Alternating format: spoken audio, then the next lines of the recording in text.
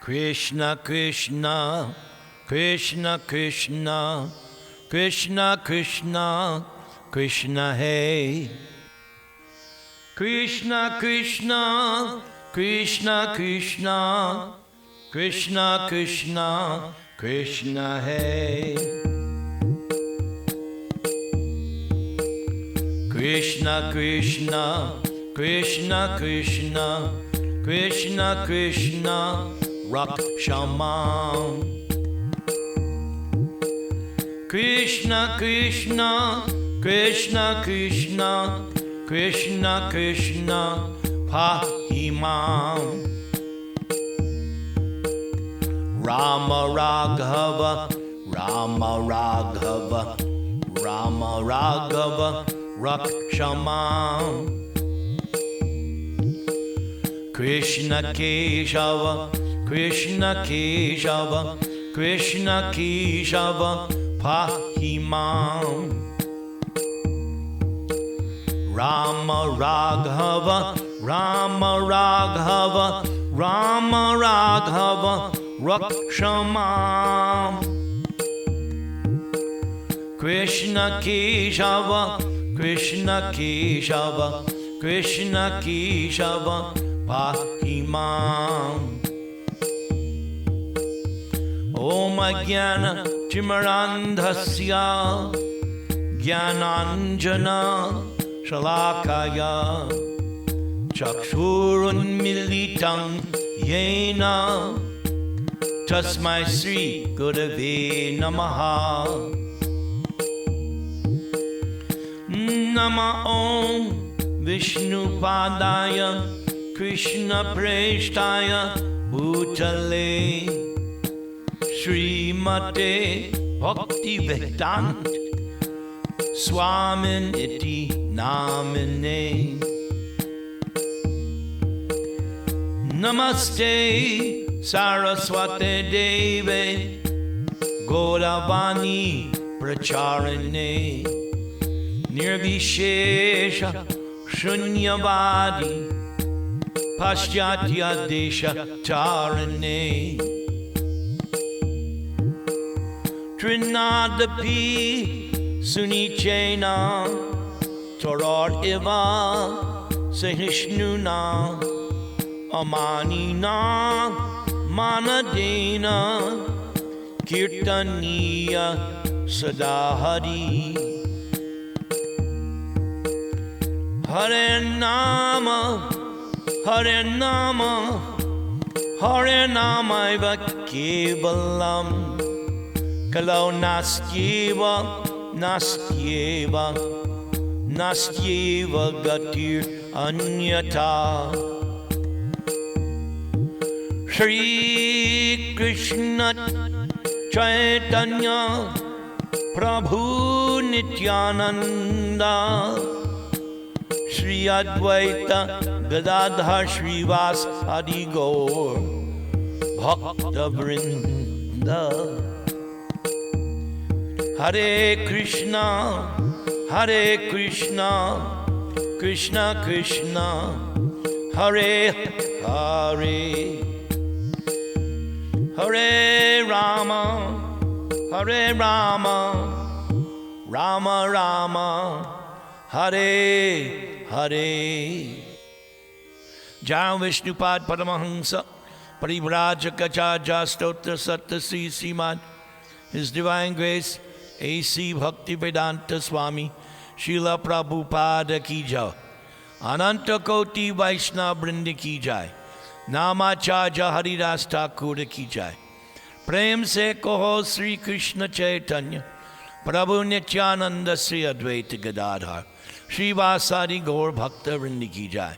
Sri Sri Radha Krishna Gop Gopinath Syama Kunda Radha Kunda Giri Govardhan Ki Jai. Vrindavan Dham Ki Jai, Navadvip Dham Ki Jai, Bhakti Devi Ki Jai, Tulsi Maharani Ki Jai, Jamuna Devi Ki Jai, Ganga Devi Ki Jai, Samaveta Bhakta Vrinda Ki Jai, Gaur Premanande. All glories to the Krishna book students. All glories to the Cologne Krishna book students. All glories to the Krishna book students of Cologne. All glories to Sri Sri Guru and Gauranga. Om Namo Bhagavate Vasudevaya. Om Namo Bhagavate Vasudevaya. Om Namo Bhagavate Vasudevaya. When Krishna saved the inhabitants of Vrindavan from the wrath of Indra by lifting Govardhan hill, a Surabhi cow from Goloka Vrindavan, as well as King Indra himself from the heavenly planets, appeared before Krishna. The king of heaven was conscious of his offense before Krishna. Therefore Indra stealthily appeared before Krishna in a secluded place. Indra immediately fell down at the lotus feet of Krishna, although his own crown was dazzling like sunshine. Indra knew about the exalted position of Krishna because Krishna is the master of Indra. But Indra could not believe that Krishna could come down and live in Vrindavan amongst the cowherder men.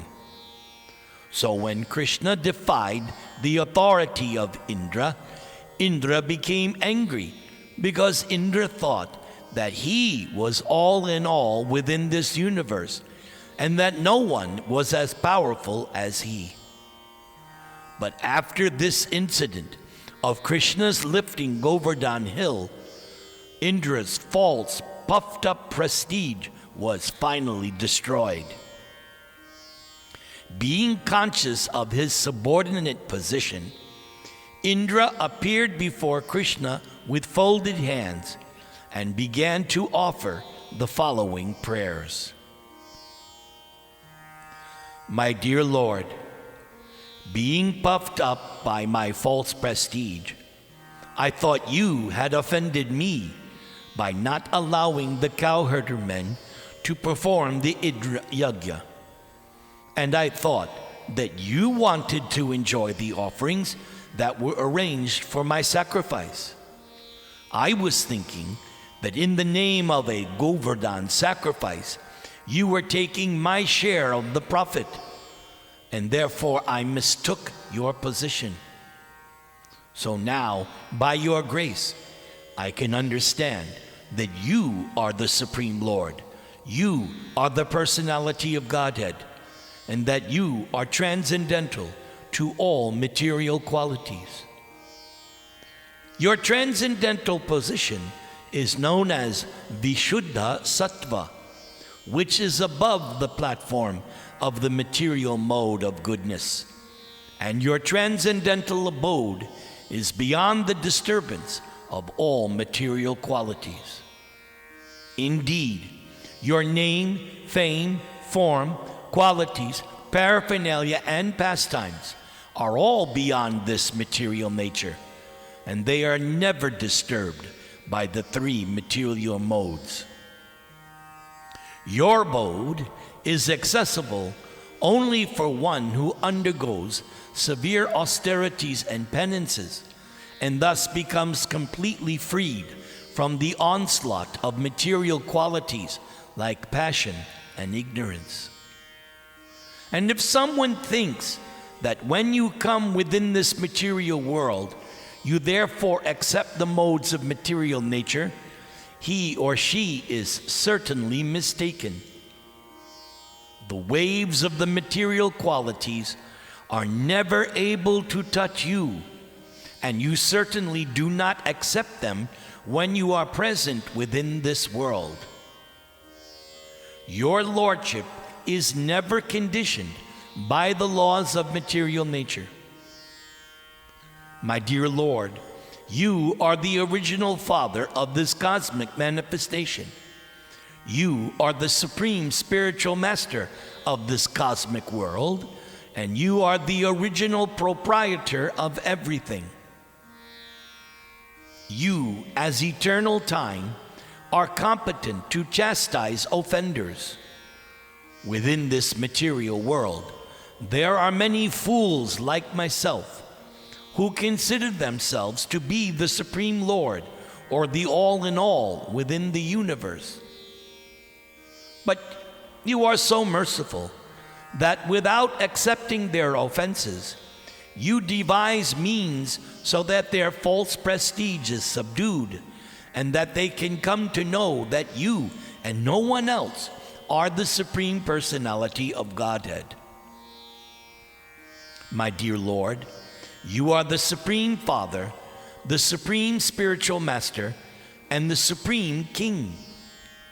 Therefore, you have the right to chastise all living entities whenever there is any discrepancy in their behavior. After all, the Father, Spiritual Master, and Supreme Executive Officer of the state should always be the well-wishers of their sons, students, and citizens, respectively. As such, these well-wishers have the right to chastise their dependents. By your own desire, you appear auspiciously on this earth in your eternal varieties of forms. You come to glorify this earthly planet and specifically to chastise persons who are falsely claiming to be God. In the material world, there is regular competition between different types of living entities just to become supreme leaders of society. And after being frustrated in achieving the supreme positions of leadership, foolish people still claim to be God, the Supreme Personality. There are many such foolish personalities in this world, like me. But in due course of time, when they come to their senses, they surrender unto you and engage themselves properly by rendering service unto you. And that is the purpose of your chastising persons envious of you. My dear Lord, I committed a great offense unto your lotus feet, being falsely proud of my material opulences, not knowing your unlimited power. Therefore, my Lord, kindly excuse me, because I am fool number one. Kindly give me your blessings so that I may not act so foolishly again. But if you think, my Lord, that the offense is very great and cannot be excused, then I appeal to you that after all, still I am your eternal servant. You appear in this world to give protection to your eternal servants and to destroy the demons who maintain great military strength just to burden the very existence of the earth. As I am your eternal servant, kindly excuse me. Namastubhyang Bhagavate Purushaya Mahatmane Vasudevaya Krishnaya Sattvatang Pataye Namaha. My dear Lord Krishna, you are the Supreme Personality of Godhead. I offer my respectful obeisances unto you because you are the Supreme Person and the Supreme Soul. You are the son of Vasudeva, and you are the Supreme Lord, Krishna, the Master of all pure devotees. Therefore, please accept my prostrated obeisances. You are the personification of supreme knowledge, and you can appear anywhere according to your desire in any one of your eternal forms. You are the root of all creation, and you are the supreme soul of all living entities. Due to my gross ignorance, I created a great disturbance in Vrindavan by sending torrents of rain and a heavy hailstorm. I acted out of severe anger caused by your stopping the sacrifice, which was to be held to satisfy me. But, my dear Lord, you are so kind to me that you have bestowed your mercy upon me by destroying all my false pride. I therefore take shelter at your lotus feet.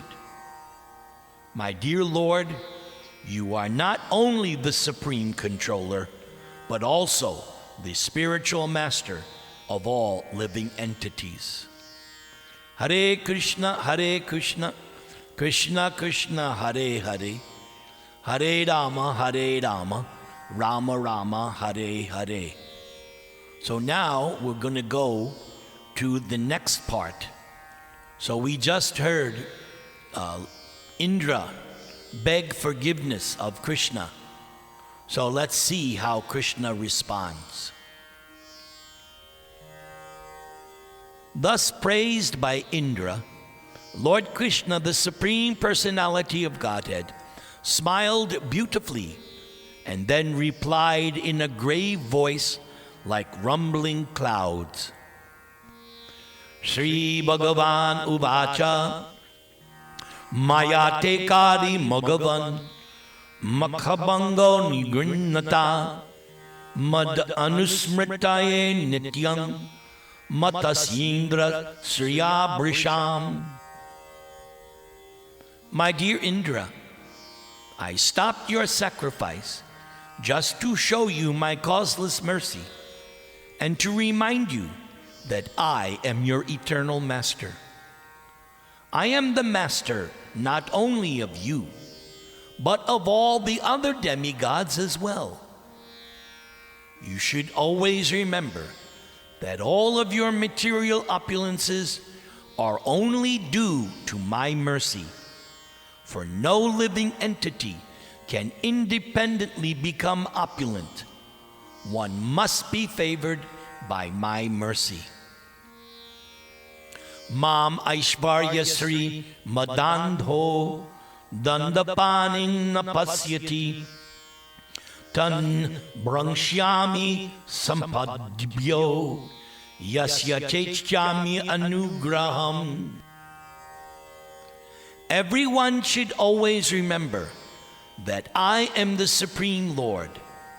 I can show anyone my favor, and I can also chastise anyone, because no one is superior to me. And if I find someone overpowered by false pride, then, in order to show my causeless mercy, I thus withdraw all of one's opulences. It is noteworthy that Krishna sometimes removes all of a rich man's opulences in order to facilitate his becoming a soul surrendered to Krishna. This is a special favor of Krishna. Sometimes it is seen that a person may be very opulent materially, but due to his or her devotional service to the Lord, he or she may also be reduced to poverty. One should not think, however, that because one worshiped the Supreme Lord, that is why one became poverty-stricken. No. The real purport is that when a person is a pure devotee, but at the same time, by miscalculation, wants to lord it over material nature, Krishna shows his special mercy by taking away all of one's material opulences until at last one surrenders unto the Supreme Lord.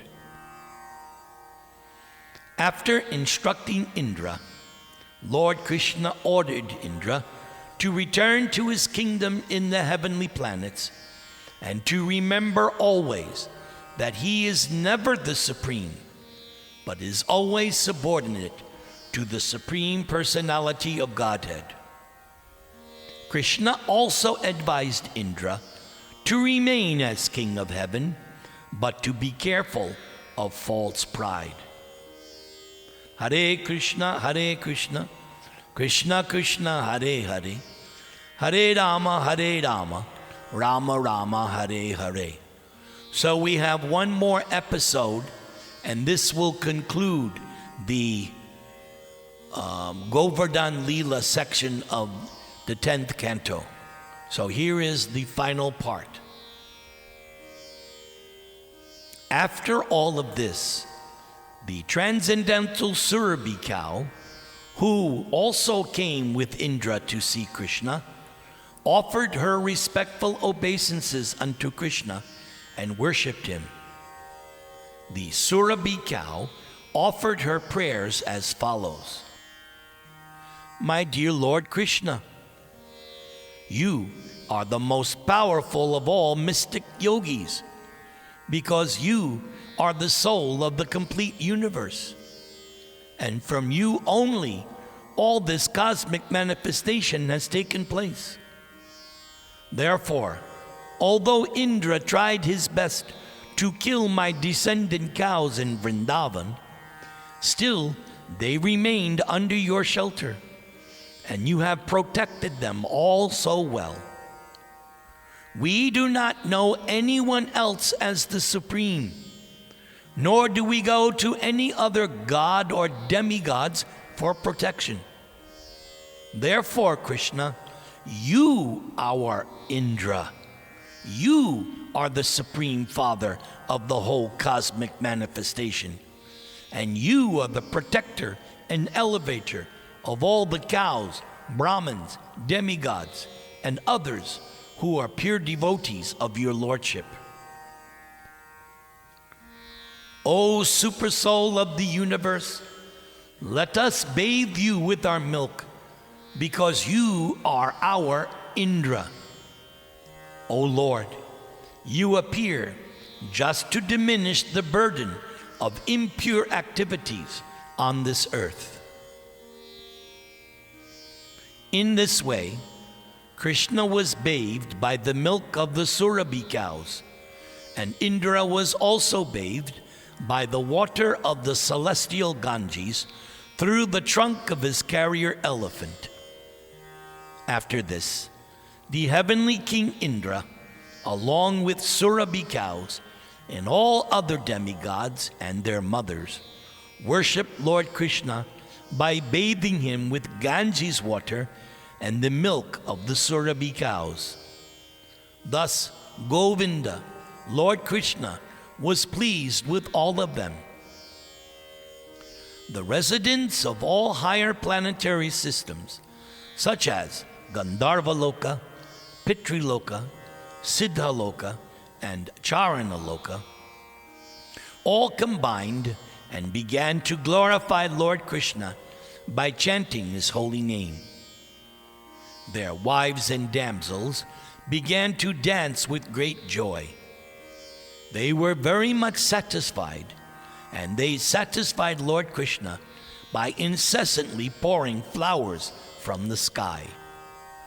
And when everything was very nicely and joyfully settled, the cows overflooded the surface of the earth with their milk. The water of the rivers began to flow and give nourishment to the trees, producing fruits and flowers of different colors and tastes. The trees began to pour drops of honey. The hills and mountains began to produce potent medicinal plants and valuable stones. And because of Krishna's presence, all these things happened very nicely, and the lower animals, who were generally envious, were envious no longer. After satisfying Krishna, who is the Lord of all the cows in Vrindavan, and who is known as Govinda, King Indra took King Krishna's permission to return to his heavenly kingdom. He was surrounded by all kinds of demigods who passed with him through cosmic space. Thus, this great incident is a powerful example of how Krishna consciousness can benefit the world. For even the lower animals forget their envious nature and become elevated to the qualities of the demigods. Hare Krishna, Krishna Krishna, Hare Hare, Hare Rama, Rama Rama, Hare Hare. So before we go to the next section, let's do a little chanting. Govinda Jaya Jaya, Gopala Jaya Jaya. Govinda Jaya Jaya, Gopala Jaya Jaya. Radha Ramana Hari, Govinda Jaya Jaya. Radha Ramana Hari, Govinda Jaya Jaya. Govinda Jaya Jaya, Gopala Jaya Jaya. Radha Ramana Hari, Govinda Jaya Jaya. Radha Ramana Hari, Govinda Jaya Jaya. Radha Ramana Hari, Govinda Jaya Jaya. Radha Ramana Hari, Govinda Jaya Jaya. Radha Ramana Hari, Govinda Jaya Jaya. The Govardhan ceremony took place on the new moon day. After this, there were torrents of rain and hailstorms imposed by King Indra for 7 days. 9 days of the waxing moon having passed, on the 10th day, King Indra worshipped Lord Krishna, and thus the matter was satisfactorily settled.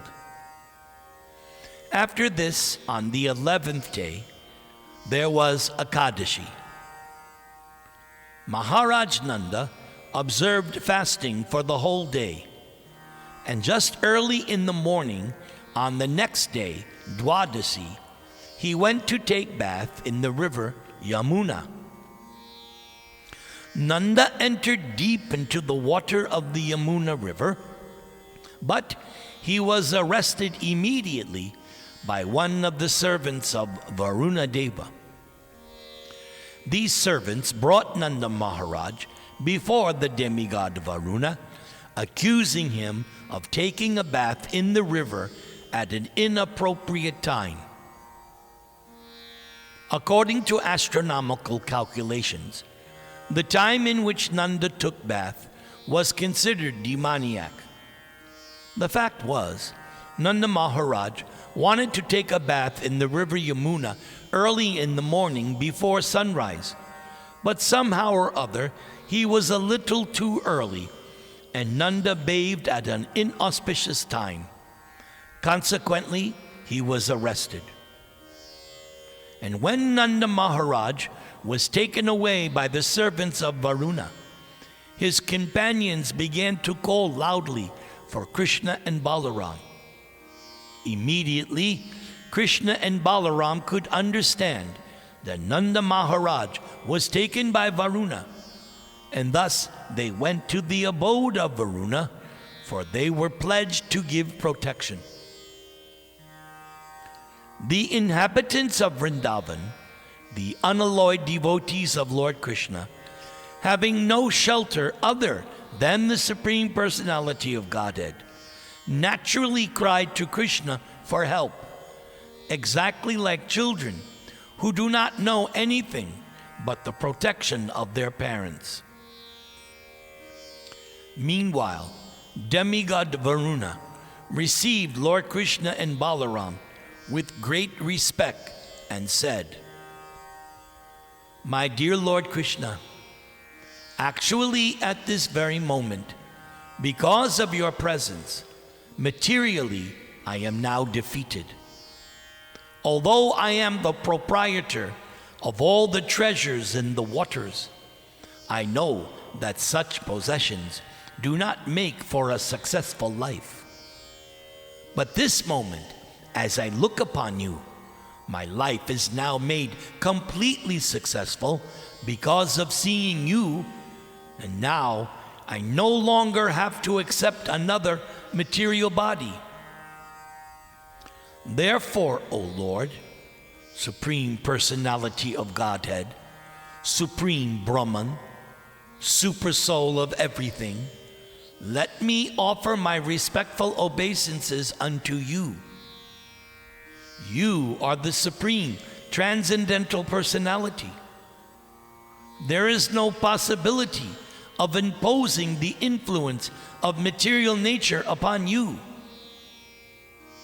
Oh my Lord, I am very sorry that by being foolish, by not knowing what to do and what not to do, mistakenly I have arrested your father, Nanda Maharaj. So I beg your pardon for the offense of my servants. I think that it was your plan all along just to show me your mercy by your personal presence here. My dear Lord Krishna, be merciful upon me. Here is your father. You can take him back immediately. In this way, the Supreme Personality of Godhead, Krishna, rescued his father and presented Nanda before his friends with great jubilation. Nanda Maharaj was surprised that although the demigod was so opulent, Varuna had offered such respect to Krishna. But that was not very astonishing to Nanda, and he began to describe the incident to his friends and relatives with great wonder. Actually, although Krishna was acting so wonderfully, Maharaj Nanda and Mother Yashoda could not think of Krishna as the Supreme Personality of Godhead. Instead, they always accepted Krishna as their beloved child. Thus, Nanda Maharaj did not accept the fact that Varuna worshipped Krishna because Krishna was the Supreme Personality of Godhead. Rather, Nanda took it that because Krishna was such a wonderful child, Krishna was thus respected even by Varuna. Hare Krishna, Krishna Krishna, Hare Hare, Hare Rama, Rama Rama, Hare Hare. We have one more segment, and that will end today's class. So don't touch that dial. Each episode gets more and more nicer.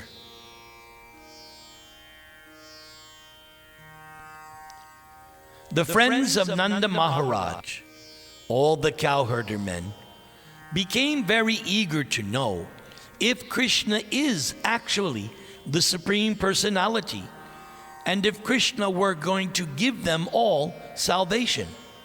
After all, another of Krishna's names is Mukunda.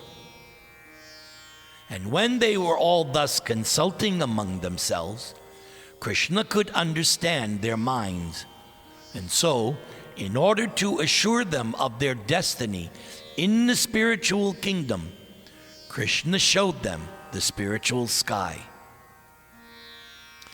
Generally, ordinary persons are engaged simply in working hard in the material world, and they have no information that there is another kingdom, another sky, known as the spiritual sky, where life is eternal, blissful, and full of knowledge. As stated in Bhagavad Gita, Yad Gatva Na Nivartante Tad Dhamma Paramang Mama. A person returning to that spiritual sky never returns to this material world of death and suffering. The Supreme Personality of Godhead, Krishna, is always anxious to give information to the conditioned soul that there is a spiritual sky, far, far beyond this material sky, transcendental to the innumerable universes created within the total material energy. Krishna is, of course, always very kind to every conditioned soul. But, as Krishna says in Bhagavad Gita, Samohang sarva bhuteshu na me dveshyosti na priya ye bhajanti tumang bhaktya mayi te teshu chapi aham. Krishna is especially inclined to his devotees. So after hearing their inquiries, Krishna immediately thought that his devotees in Vrindavan should be informed of that spiritual sky and the Vaikuntha planets therein. Within the material world, every conditioned soul is in the darkness of ignorance. This means that all conditioned souls are under the concept of this bodily existence. Everyone is under the impression that he or she is of this material world. And with this concept of life, everyone is working in ignorance in different forms of life. The activities of the particular type of body are called karma, or fruitive action. All conditioned souls, under the impression of the bodily concept, are working according to their particular types of body. These activities are thus creating their future conditioned life. Because they have very little information of the spiritual world, they do not generally take to spiritual activities, which are called bhakti yoga. Those who successfully practice bhakti yoga, after giving up this present body, go directly to the spiritual world and become situated in one of the Vaikuntha planets. The inhabitants of Vrindavan are all pure devotees, so their destination after quitting this body is Krishna-loka. They even surpass all the other Vaikuntha lokas. The fact is, those who are always engaged in Krishna consciousness and mature, pure devotional service are given the chance after death to gain Krishna's association in the universe within the material world. I want to repeat, because this might be very startling information for some of you. This part needs to be respoken. The fact is, those who are always engaged in Krishna consciousness and mature pure devotional service are given the chance after death to gain Krishna's association in that universe where Krishna's pastimes are going on in the material world. Krishna's pastimes are continually going on, either in this universe or another universe. Just as the sun globe is passing through many places across this earthly planet, so Krishna's Leela, or the transcendental advent and pastimes of Krishna, are going on continually, either in this or some other material universe. The mature devotees who have completely executed Krishna consciousness are immediately transferred to that universe where Krishna is appearing. It is in that universe the devotee gets his or her first opportunity to associate with Krishna personally and directly. And the training goes on, as we see in the Vrindavana Leela of Krishna within this planet. Therefore, Krishna revealed the actual feature of the Vaikuntha planets so that the inhabitants of Vrindavan could know their future destination.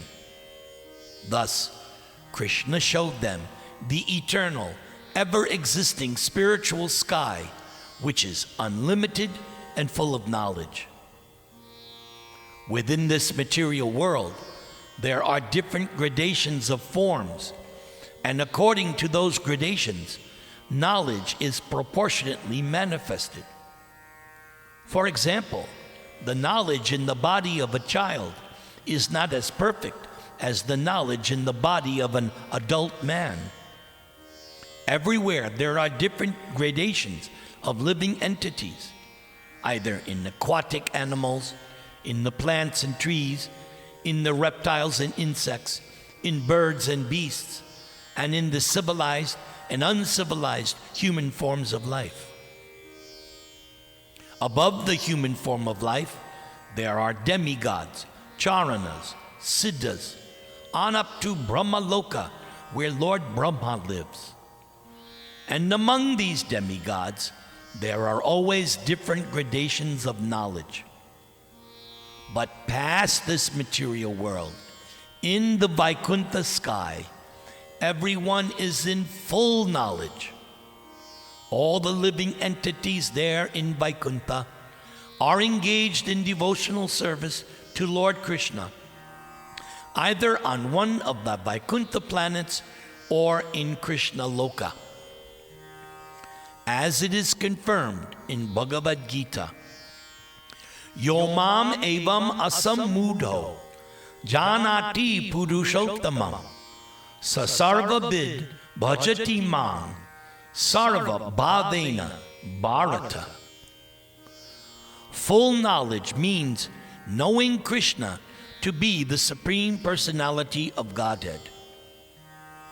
In the Vedas and Bhagavad Gita, it is also stated, Na tatra suryo bhati, na chandratkara, na tad bhasayate suryo, na shashanko na pavaka, yad gatva na nivartante, tadhama paramang mama. In the Brahmajyoti or spiritual sky, there is no need of sunlight, moonlight, or electricity. All those planets are self-illuminating, and all of them are eternally situated. There is no question of creation and annihilation in the Brahmajyoti spiritual sky. Bhagavad Gita also confirms, Parastasmatu bhavonyo vyakto vyaktat sanatana yak sarveshu bhuteshu nashyatsu na vinashyati. Beyond the material sky, there is another eternal spiritual sky where everything is eternally existing. Information of that spiritual sky can be had only from great sages and saintly persons who have already surpassed the influence of the three modes of material nature. Unless one is constantly situated on that transcendental platform, it is not possible to understand the spiritual nature. Therefore, it is recommended that one should take to bhakti yoga and keep oneself engaged 24 hours a day in Krishna consciousness, which places one beyond the reach of the modes of material nature. One in Krishna consciousness can easily understand the nature of the spiritual sky and Vaikuntha Loka. Thus, the inhabitants of Vrindavan, being always engaged in Krishna consciousness, could therefore very easily understand the transcendental nature of the Vaikuntha Lokas. Thus, Krishna led all the cowherder men, headed by Nanda Maharaj, to the lake where later Akrura would be shown the entire Vaikuntha planetary system. The residents of Vrindavan took their bath immediately and then saw the real nature of the Vaikuntha Lokas. And after seeing the spiritual sky and the Vaikuntha Lokas, all the men, headed by Nanda Maharaj, felt wonderfully blissful. And coming out of the river, they saw Krishna, who was being worshipped by excellent prayers.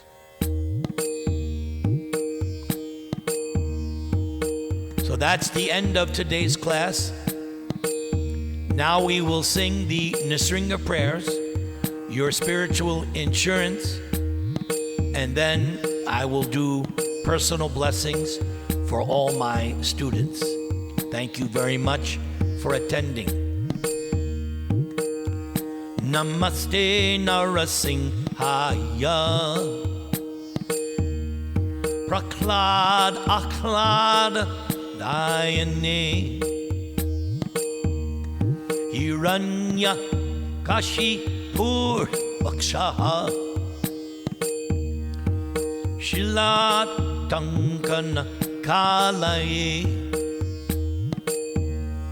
Ito Nrsinga Padato Nrsingo Yato Yato Yamitato Nrsinga Bahir Nrsinga Hridaye Nrsinho Nrsingham Adin Sharanam Prapadye Tavakara Kamala Vare Nakam Adbhuta Sringam Dalita Hiranyakashipu Tanu Bringam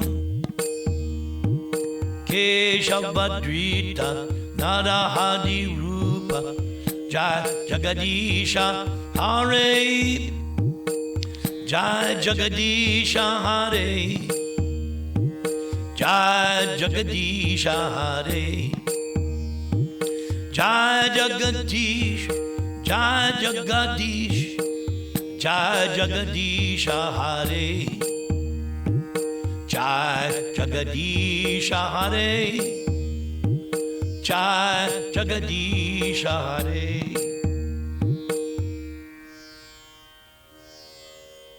Vanchakalpatarubhyascha kripa sindhubhya eva cha patitanang pavanebhyo vaishnavebhyo namo namaha.